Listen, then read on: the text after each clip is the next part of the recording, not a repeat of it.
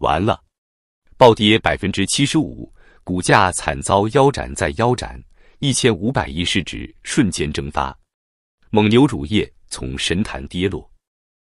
2008年三聚氰胺事件后，蒙牛等乳企在商场疯狂促销，竟然还有不少人买账。一些中国人明明都知道三聚氰胺的事，为什么还买呢？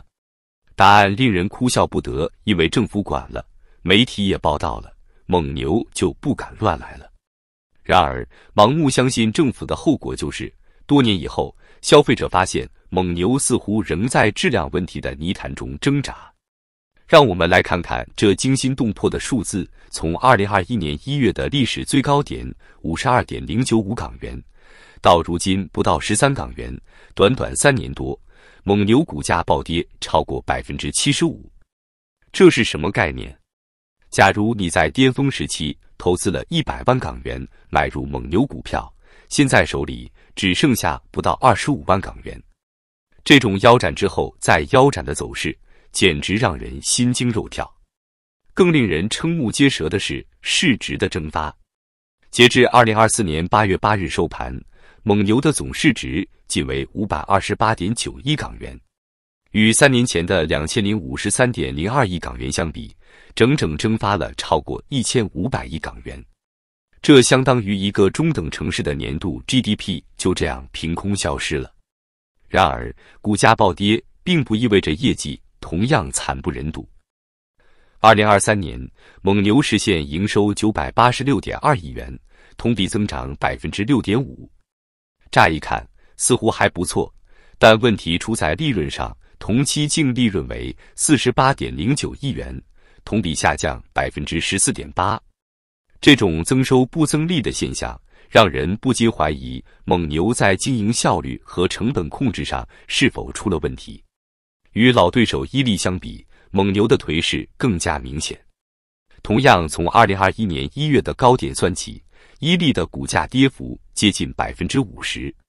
虽然也不小，但比起蒙牛的 75%， 似乎还能稍微安慰一下自己。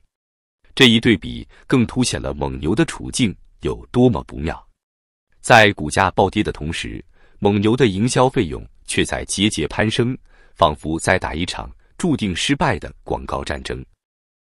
2023年，蒙牛的销售及经销费用高达 251.92 亿元，同比增加 12.7%， 销售费用率从 24.13% 上升至 25.54%。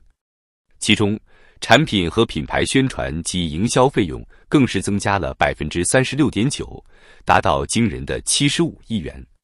简单算一下，蒙牛平均每天在营销上的花费超过2000万元。这是什么概念？相当于每天都在打一场小型的广告界世界杯。蒙牛的营销策略中，体育赞助尤其引人注目。2019年，蒙牛与可口可乐联手，斥资30亿美元签下了为期12年的奥运赞助合同。除此之外，蒙牛的广告还频繁出现在世界杯等大型体育赛事中。然而，高投入就一定能带来高回报吗？显然不尽然。就拿最近的奥运营销来说，尽管花了大价钱，蒙牛却没能给消费者留下深刻印象。这种高额的营销投入与其日益下滑的利润形成了鲜明对比，不禁让人怀疑蒙牛是否在用营销来掩盖其他方面的问题。毕竟，再华丽的包装也掩盖不了产品本身的缺陷。在蒙牛不断加大营销投入的同时，其产品质量问题却频频上热搜，仿佛在上演一出皇帝的新衣。蒙牛旗下的高端品牌特仑苏多次被爆出产品变质、口感不佳等问题。更令人担忧的是，在第三方投诉平台上，蒙牛累计投诉量高达2000多条，主要集中在产品变质、异物、临期产品、产品过期等问题上。这些投诉就像一记记重拳，不断击打着消费者对蒙牛的信任。今年5月，又一场风波席卷而来。有媒体报道称，蒙牛旗下的妙可蓝多奶酪制品中含有反式脂肪酸。虽然妙可蓝多随后发布声明否认，但这件事还是在消费者心中种下了疑虑的种子。毕竟，反式脂肪酸与心血管疾病和肥胖等健康问题有关，特别是对儿童的健康影响更大。面对这些质量问题，蒙牛的回应似乎总是显得力不从心。更糟糕的是，公司高层的言论有时还会火上浇油。比如，前 CEO 卢敏放在达沃斯论坛上的一番话，就引起了轩然大波。当被问及如何解决牛奶质量问题时，卢敏放说，蒙牛酸奶业务在中国、香港和新加坡发展很快，我们总把优质的高质量的产品放到这些市场，这就改变了大家的看法。这番话直接把许多内地消费者惹毛了，认为蒙牛对内地消费者存在差别对待。蒙牛的困境并非孤立，整个中国奶业正面临着前所未有的寒冬。原奶价格暴跌是当前最大的挑战，数据触目惊心。2024年5月，奶价已经跌到了每公斤 3.34 元，同比下降高达 0.55 元。更让人啧舌的是，这个价格已经低于生产成本，导致很多奶农不得不亏本销售，甚至不再卖奶。整个行业普遍陷入亏损状态。据报道，有超过 80% 的原奶企业在苦苦挣扎。与此同时，产能过剩的问题也日益严重。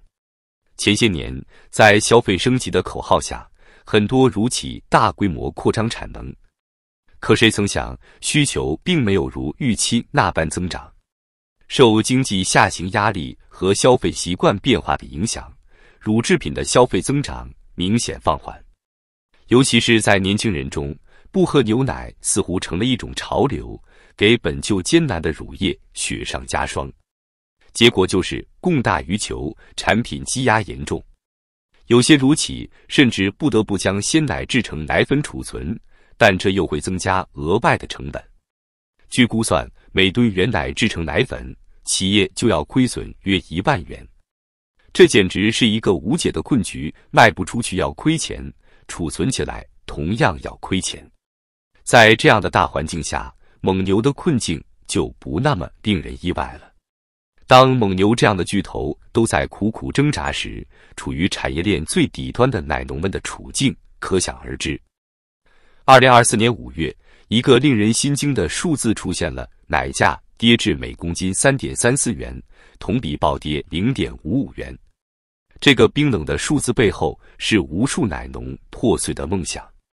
面对奶价暴跌，你可能会想，那乳制品企业岂不是赚翻了？然而，现实却是另一番景象，蒙牛的困境只是冰山一角。原奶价格下跌，但乳企的成本却在上升。为了应对产能过剩，许多企业不得不将原奶制成奶粉储存。然而，这个过程每吨就要亏损约1万元。这简直就是一个无解的死局，卖不出去要亏钱，存起来同样要亏钱。就像蒙牛一样，许多企业陷入了增收不增利的尴尬境地。更可怕的是，许多企业前几年大举投资高端化转型，结果却碰上了消费降级的寒流。高端奶产品积压严重，有的企业甚至开始打折促销，买4赠2成了常态。这对于一向标榜高端形象的品牌来说，无疑是一记响亮的耳光。让我们看看这些触目惊心的数字。曾经风光无限的国内水牛奶第一股黄氏集团，预计2024年上半年净利润即为100万元至150万元，同比暴跌 99.30% 至 99.53%， 这是何等惨烈的跌落。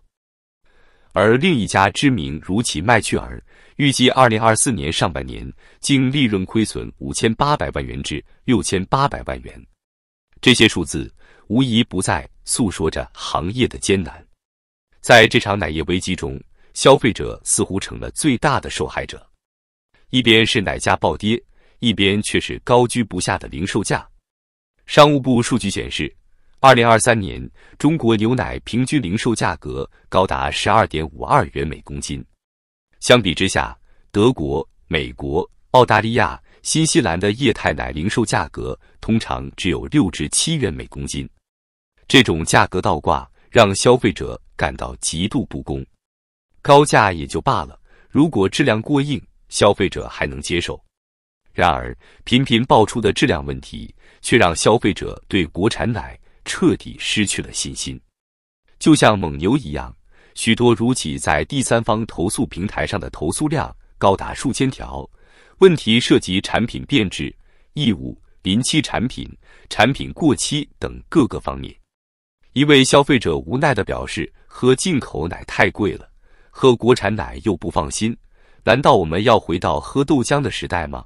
这句话道出了千千万万中国消费者的心声。在这场席卷全行业的寒冬中，倒闭潮已经悄然而至。据最新统计，国内规模以上乳企已经从815家锐减至587家，这意味着短短几年间就有228家企业倒闭或被兼并。这是多么惊人的数字！每一家倒闭的企业背后都是无数失业的工人和他们的家庭。据保守估计，这场危机可能导致超过50万人失业。这些人中有刚刚踏入社会的大学生，有即将退休的老员工，还有正在偿还房贷的中年人，他们的命运将何去何从？更可怕的是，这场倒闭潮似乎还远未结束。有业内专家预测，如果情况继续恶化，未来2年内可能还会有30%的乳企倒闭。